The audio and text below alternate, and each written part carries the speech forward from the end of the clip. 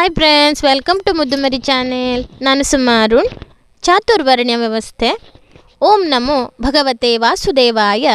ಓಂ ನಮೋ ಶ್ರೀನಾರಾಯಣಾಯ ನಮಃ. ಮೈತ್ರೇಯ, ಬ್ರಹ್ಮನು ಏನೆಲ್ಲ ಸೃಷ್ಟಿಸಿದನೆಂಬುದನ್ನು ಹೇಳುವೆನು ಕೇಳು. ಬ್ರಹ್ಮ ಸೃಷ್ಟಿಸಿದ ಪ್ರಜಾವರ್ಗ 4 ವಿಧ. ದೇವತೆಗಳಿಂದ ಹಿಡಿದು ಸ್ಥಾವರಗಳವರೆಗೆ ಈ ವರ್ಗ ಇದೆ. ದೇವ, ಅಸುರ, ಪಿತ್ರ, ಮನುಷ್ಯ ಎಂಬ ಚತುಷ್ಟಯವನ್ನು ಮತ್ತು ಜಲವನ್ನು ಸೃಷ್ಟಿಸಬೇಕೆಂದು ಬ್ರಹ್ಮನು ತನ್ನ ದೇಹವನ್ನೇ ಉಪಯೋಗಿಸಿದನು. ತಮೋಗುಣ ಉದ್ರಿಕ್ತವಾದಾಗ ಅವನ ಸೊಂಟದ ಮುಂಭಾಗದಿಂದ ಮೊದಲು ಅಸುರರು ಹುಟ್ಟಿದರು. ಬ್ರಹ್ಮ ದೇಹವನ್ನು ತ್ಯಜಿಸಿ ಮತ್ತೆ ಸೃಷ್ಟಿ ಕಾರ್ಯ ಮಾಡಲು ಇನ್ನೊಂದು ದೇಹವನ್ನು ಧರಿಸಿದನು. ಆಗ ಅವನ ಮುಖದಿಂದ ಸತ್ವಗುಣ ಪ್ರಧಾನರಾದ ದೇವತೆಗಳು ಜನಿಸಿದರು. ಅಸುರರು ಹುಟ್ಟಿದಾಗ ಪರಿತ್ಯಜಿಸಿದ ದೇಹ ರಾತ್ರಿಯಾದರೆ, ದೇವತೆಗಳು ಜನಿಸಿದ ತರುವಾಯ ಪರಿತ್ಯಕ್ತವಾದ ದೇಹವು ಹಗಲಾಯಿತು. ರಾತ್ರಿಯಲ್ಲಿ ಅಸುರರು ಬಲಿಷ್ಠರಾಗಿದ್ದರೆ ಹಗಲಲ್ಲಿ ದೇವತೆಗಳು ಬಲಿಷ್ಠರು. ಬಳಿಕ ಬ್ರಹ್ಮನು ಸತ್ವಾಂಶದಿಂದ ಕೂಡಿದ ಇನ್ನೊಂದು ಶರೀರವನ್ನು ಧರಿಸಿ ತಾನು ಜಗತ್ತಿನ ಪಿತೃವೆಂದು ಭಾವಿಸಲಾಗಿ ಪಿತೃದೇವತೆಗಳು ಹುಟ್ಟಿದರು. ಆ ದೇಹ ಹಗಲು ರಾತ್ರಿಗಳ ನಡುವಿನ ಸಂಧ್ಯೆಯಾಯಿತು.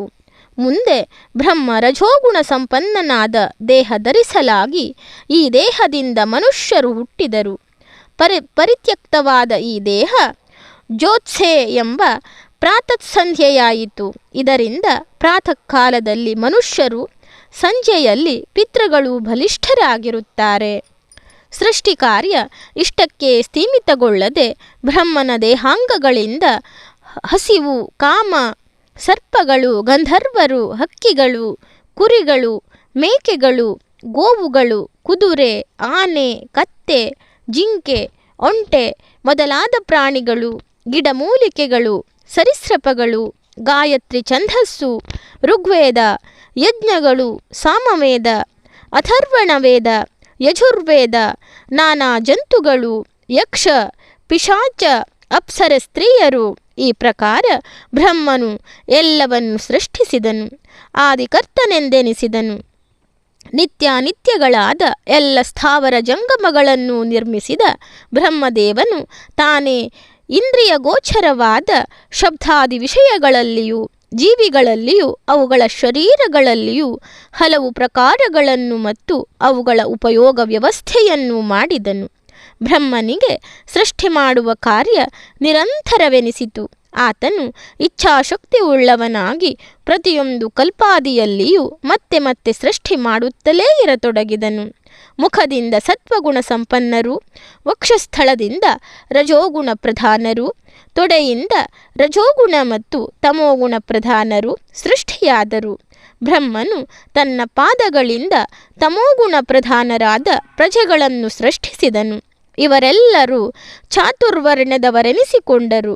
ಅಂದರೆ ಬ್ರಾಹ್ಮಣ, ಕ್ಷತ್ರಿಯ, ವೈಶ್ಯ, ಶೂದ್ರ ಎಂಬ 4 ವರ್ಣದವರು. ಬ್ರಹ್ಮನ ಮುಖ, ವಕ್ಷಸ್ಥಳ, ತೊಡೆ, ಪಾದಗಳಿಂದ ಕ್ರಮವಾಗಿ ಜನಿಸಿದರು. ಮಾನವರು ಮಾಡುವ ಯಜ್ಞದಿಂದ ಸಂತೃಪ್ತರಾದ ದೇವತೆಗಳು ಮಳೆ ಸುರಿಸಿ ಪ್ರಜೆಗಳಿಗೆ ಸಂತೋಷವನ್ನುಂಟು ಮಾಡುತ್ತಾರೆ. ಮಾನವ ಜನ್ಮ ಶ್ರೇಷ್ಠವಾದದ್ದು. ಈ ಜನ್ಮದಿಂದಲೇ ಪ್ರಜೆಗಳು ಸ್ವರ್ಗ ಮೋಕ್ಷಗಳನ್ನು ಪಡೆಯುತ್ತಾರೆ. ಮೈತ್ರೇಯ, ಬ್ರಹ್ಮ ಸೃಷ್ಟಿಯ ಪ್ರಜೆಗಳು ಪರಿಶುದ್ಧರಾಗಿ ಶುದ್ಧಾಂತಕರಣವುಳ್ಳವರಾಗಿ ಕರ್ಮಗಳಲ್ಲಿ ನಿರತರಾಗಿ ಎಲ್ಲ ಬಾಧೆಗಳಿಂದ ಮುಕ್ತರಾಗುತ್ತಾರೆ. ಅವರ ಅಂತಃಕರಣದಲ್ಲಿ ಶ್ರೀಹರಿಯು ನೆಲೆಸಿದ್ದನು. ಆದರೆ ಕೃತಯುಗ ಕಳೆದ ಮೇಲೆ ಪ್ರಜೆಗಳಲ್ಲಿ ಅಜ್ಞಾನ ಮತ್ತು ಲೋಭಗಳು ಪ್ರವರ್ತಿಸಿ ರಾಗದ್ವೇಷಾದಿಗಳೆಂಬ ಅಧರ್ಮ ಬೀಜವು ಹುಟ್ಟಿತು. ಇದರಿಂದಾಗಿ ತೃಪ್ತಿ, ಶೋಕರಹಿತೆ, ಅಧರ್ಮ ಮೊದಲಾದ ಅಷ್ಟಸಿದ್ಧಿಗಳು ಅವರಿಗೆ ಲಭಿಸದೇ ಹೋದವು. ಪಾಪಕರ್ಮಗಳು ಹೆಚ್ಚಿ ಮಾನವರು ದುಃಖಕ್ಕೀಡಾದರು. ವಾಸಕ್ಕಾಗಿ ಕೋಟೆ, ನಗರ ಮತ್ತು ಹಳ್ಳಿ ಮೊದಲಾದವನ್ನು ಮಾಡಿಕೊಂಡರು. ಮನೆಗಳು ನಿರ್ಮಾಣವಾದವು. ಜೀವನೋಪಾಯಕ್ಕಾಗಿ ಕೃಷಿ ಮತ್ತು ಸಣ್ಣ ಪುಟ್ಟ ವಸ್ತುಗಳ ಉತ್ಪಾದನೆಗಿಳಿದರು. ಗೋಧಿ, ಭತ್ತ, ಎಳ್ಳು ಮೊದಲಾದ ಧಾನ್ಯಾದಿಗಳನ್ನು ಬೆಳೆಯತೊಡಗಿದರು. ಯಜ್ಞ ಕಾರ್ಯಗಳನ್ನು ಕೈಗೊಂಡು ಪಾಪವನ್ನು ಪರಿಹರಿಸಿಕೊಳ್ಳಲಿಚ್ಛಿಸಿದರು. ಆದರೆ ಕಾಲವಶದಿಂದ ಅಧರ್ಮ ಬೀಜ ಮೊಳೆತು ಕೆಲವು ಅಂಥವರು ಯಜ್ಞಾದಿ ಕಾರ್ಯಗಳಲ್ಲಿ ತೊಡಗಲಿಲ್ಲ. ಆಗಲೇ ಬ್ರಹ್ಮನು ವರ್ಣಾಶ್ರಮ ಧರ್ಮವನ್ನು ಸ್ಥಾಪಿಸಿದನು. ಬ್ರಾಹ್ಮಣರಿಗೆ ಅವರ ಕ್ರಿಯಾಶೀಲತೆ ಕಂಡು ಪಿತೃಲೋಕವನ್ನು, ಯುದ್ಧನಿರತ ಕ್ಷತ್ರಿಯರಿಗೆ ಇಂದ್ರಲೋಕವನ್ನು, ಸ್ವಧರ್ಮನಿಷ್ಠರಾದ ವೈಶ್ಯರಿಗೆ ವಾಯುಲೋಕವನ್ನು, ಸೇವಾ ಕಾರ್ಯದಲ್ಲಿ ನಿರತರಾದ ಶೂದ್ರರಿಗೆ ಗಂಧರ್ವ ಲೋಕವನ್ನು ಗೊತ್ತುಪಡಿಸಿದನು. ವಾನಪ್ರಸ್ಥಾಶ್ರಮದವರಿಗೆ ಸಪ್ತರ್ಷಿ ಲೋಕವು ಪ್ರಾಪ್ತವಾಗುತ್ತದೆ. ಓಂ ನಮೋ ಭಗವತೆ ವಾಸುದೇವಾಯ ಎಂಬ ದ್ವಾದಶಾಕ್ಷರ ಮಂತ್ರ ಜಪಿಸುವವರಿಗೆ ಪುನರ್ಜನ್ಮವೇ ಇರುವುದಿಲ್ಲ. ಅದೇ 100 ವೇದಗಳನ್ನು ನಿಂದಿಸಿ ಯಜ್ಞಕ್ಕೆ ವಿಘ್ನ ತರುವರೋ ಅವರು ರೌರವಾದಿ ನರಕಗಳನ್ನು ಅನುಭವಿಸುವವರು. ಬ್ರಹ್ಮನ ಸೃಷ್ಟಿ ಇಲ್ಲಿಗೆ ಮುಗಿಯಲಿಲ್ಲ. ತನಗೆ ಸದೃಶರಾದ ಕೆಲವು ಮಾನಸ ಪುತ್ರರನ್ನು ಹುಟ್ಟಿಸಿದನು. ಭೃಗು, ಪುಲಸ್ತ್ಯ, ಪುಲಹ, ಕೃತು, ಅಂಗೀರಸ, ಮರೀಚಿ, ದಕ್ಷ, ಅತ್ರಿ, ವಸಿಷ್ಠ ಇವರು ನವಬ್ರಹ್ಮರೆಂದು ಖ್ಯಾತರಾದ ಬ್ರಹ್ಮ ಮಾನಸ ಪುತ್ರರು. ಈ ನವಬ್ರಹ್ಮರಿಗೆ ಪತ್ನಿಯರಾಗಿರಲು ಖ್ಯಾತಿ, ಭೂತಿ, ಸಂಭೂತಿ, ಕ್ಷಮ, ಪ್ರೀತಿ, ಸನಂತಿ, ಊರ್ಜಾ, ಅನುಸೂಯ, ಪ್ರಸೂತಿ ಎಂಬ ಕನ್ಯೆಯರನ್ನು ಸೃಷ್ಟಿಸಿದನು. ಸನಕ ಸನಂದಾದಿಗಳು ಬ್ರಹ್ಮನ ಸೃಷ್ಟಿ. ಆದರೆ ಸನಂದಾದಿಗಳು ವಿರಕ್ತರಾಗಿ ಪ್ರಜೆಗಳ ಸೃಷ್ಟಿಯಲ್ಲಿ ಇಚ್ಛೆಯಿಲ್ಲದವರಾಗಿರಲು ಬ್ರಹ್ಮನು ಮಹಾಕುಪಿತನಾದಾಗ ಅವನ ಹಣೆಯಿಂದ ರುದ್ರನು ಅವತರಿಸಿದನು. ಬ್ರಹ್ಮನಣತಿಯಂತೆ ಮಹಾ ಉಗ್ರ ಸ್ವರೂಪನಾದ ರುದ್ರನು ತನ್ನ ಶರೀರವನ್ನು ವಿಭಾಗಿಸಿದನು. ಸ್ತ್ರೀ ಪುರುಷ ಎಂದು ಅವನ ದೇಹ ಎರಡಾಗಿ ಪುರುಷ ದೇಹ ಮತ್ತು ಏಕಾದಶ ಭೇದಗಳಾಗಿ ರುದ್ರನು ವಿಭಾಗಿಸಿದನು. ಬ್ರಹ್ಮನು ತನ್ನಿಂದಲೇ ಹುಟ್ಟಿದ ಸ್ವಯಂಭುವ ಮನುವನ್ನು ಪ್ರಜಾಪಾಲನೆಯ ಕರ್ತವ್ಯದಲ್ಲಿ ನಿಯಮಿಸಿದನು. ಇವನ ಹೆಂಡತಿ ಶತರೂಪ. ಅವಳಲ್ಲಿ ಪ್ರಿಯವ್ರತ, ಉತ್ಥಾನಪಾದ ಎಂಬ 2 ಗಂಡು ಮಕ್ಕಳು, ಪ್ರಸೂತಿ, ಅಕೂತಿ ಎಂಬ 2 ಹೆಣ್ಣು ಮಕ್ಕಳು ಜನಿಸಿದರು. ಪ್ರಸೂತಿಯನ್ನು ದಕ್ಷ ಪ್ರಜಾಪತಿಗೆ ಕೊಟ್ಟು ಮದುವೆ ಮಾಡಲಾಯಿತು. ಅಕೂತಿಯನ್ನು ರುಚಿ ಎಂಬ ಪ್ರಜಾಪತಿಗೆ ಕೊಟ್ಟು ಲಗ್ನ ಮಾಡಲಾಯಿತು.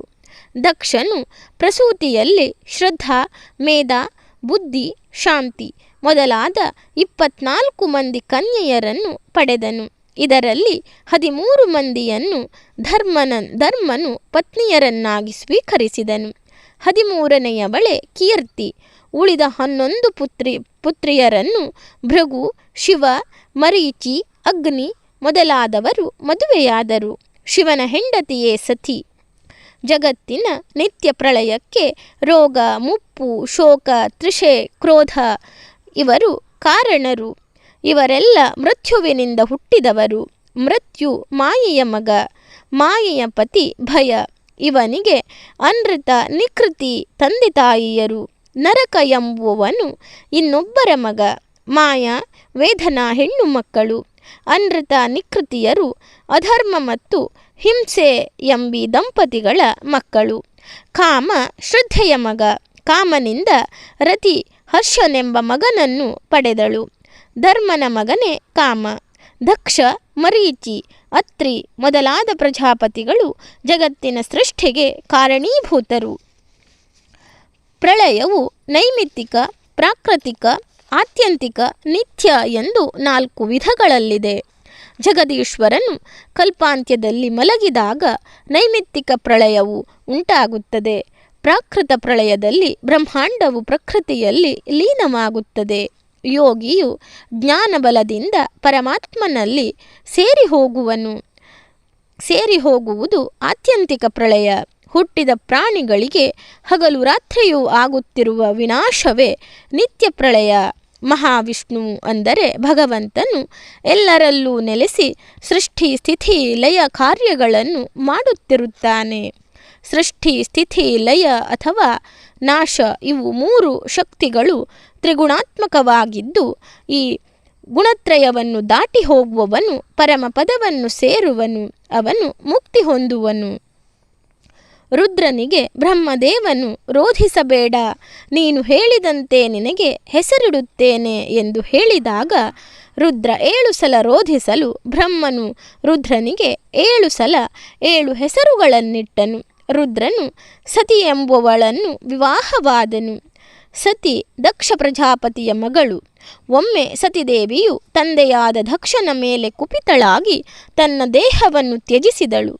ಮತ್ತೆ ಉಮೆಯಾಗಿ ಹುಟ್ಟಿದ ಅವಳನ್ನು ರುದ್ರನೇ ವಿವಾಹವಾದನು. ದಕ್ಷನ ಹೆಣ್ಣು ಮಕ್ಕಳಲ್ಲಿ ಒಬ್ಬಳಾದ ಖ್ಯಾತಿ ಭೃಗುವಿನಿಂದ ಧಾತ ವಿಧಾತ ಎಂಬ 2 ದೇವತೆಗಳನ್ನು ಲಕ್ಷ್ಮಿಯನ್ನು ಹೆತ್ತಳು. ಆಗ ಮೈತ್ರೇಯನಿಗೆ ಅನುಮಾನವಾಗಿ ಪರಾಶರ ಮುನಿಗಳೇ, ಲಕ್ಷ್ಮಿಯು ಸಮುದ್ರ ಮಥನ ಕಾಲದಲ್ಲಿ ಹುಟ್ಟಿದವಳಲ್ಲವೇ ಎಂದು ಪ್ರಶ್ನಿಸಲು ಪರಾಶರರು ಲಕ್ಷ್ಮಿಯು ನಿತ್ಯ ಎಂಬುದನ್ನು ಮನವರಿಕೆ ಮಾಡಿದರು. ಮೈತ್ರೇಯ, ದೇವ, ತಿರ್ಯಗ್ಜಂತು, ಮನುಷ್ಯ ಮೊದಲಾದವರಲ್ಲಿ ಯಾವುದೆಲ್ಲ ಪುರುಷನೆಂಬ ಅರ್ಥವುಳ್ಳದ್ದೋ ಅದು ವಿಷ್ಣು, ಸ್ತ್ರೀ ಎಂಬ ಅರ್ಥವುಳ್ಳದ್ದೆಲ್ಲ ಲಕ್ಷ್ಮಿಯಾಗಿದೆ. ಇವರಿಗಿಂತ ಭಿನ್ನವಾದ ವಸ್ತು ಯಾವುದೂ ಇಲ್ಲ. ಲಕ್ಷ್ಮಿ ವಿಷ್ಣುವಿನಂತೆ ಸರ್ವವ್ಯಾಪಿಯು. ಲಕ್ಷ್ಮಿ ಸೃಷ್ಟಿ, ಹರಿ ಯೂಪವಾದರೆ ಲಕ್ಷ್ಮಿಯು ಚಿತಿ, ಅಗ್ನಿಯಾದರೆ ಲಕ್ಷ್ಮಿ ಸ್ವಾಹಾ ಸ್ವರೂಪಳು. ಹರಿಯು ಚಂದ್ರನಾದರೆ ಲಕ್ಷ್ಮಿಯು ಕಾಂತಿ, ಹರಿ ಕುಬೇರನಾದರೆ ಲಕ್ಷ್ಮಿ ಸಂಪತ್ತು, ಹರಿಯು ದೀಪವಾದರೆ ಲಕ್ಷ್ಮಿಯೇ ಬೆಳಕು. ಲಕ್ಷ್ಮಿಗೆ ಜನನ ಮರಣಗಳಿಲ್ಲ ಎಂಬುದನ್ನು ತಿಳಿಸುತ್ತಾರೆ ಎಂಬಲ್ಲಿಗೆ ಚಾತುರ್ವರ್ಣ್ಯ ವ್ಯವಸ್ಥೆ ಎನ್ನುವ ಕತೆ ಮುಕ್ತಾಯವಾಯಿತು. ಧನ್ಯವಾದಗಳು ಸ್ನೇಹಿತರೆ. ನನ್ನ ಮುದ್ದುಮರಿ ಚಾನಲನ್ನು ಸಬ್ಸ್ಕ್ರೈಬ್ ಮಾಡದೆ ನೋಡ್ತಾ ಇರುವವರು ದಯವಿಟ್ಟು ಸಬ್ಸ್ಕ್ರೈಬ್ ಮಾಡಿ, ಆಲ್ ಅಂತ ಸೆಲೆಕ್ಟ್ ಮಾಡಿಕೊಳ್ಳಿ, ಶೇರ್ ಮಾಡಿ, ಲೈಕ್ ಮಾಡಿ, ಕಮೆಂಟ್ ಮಾಡಿ.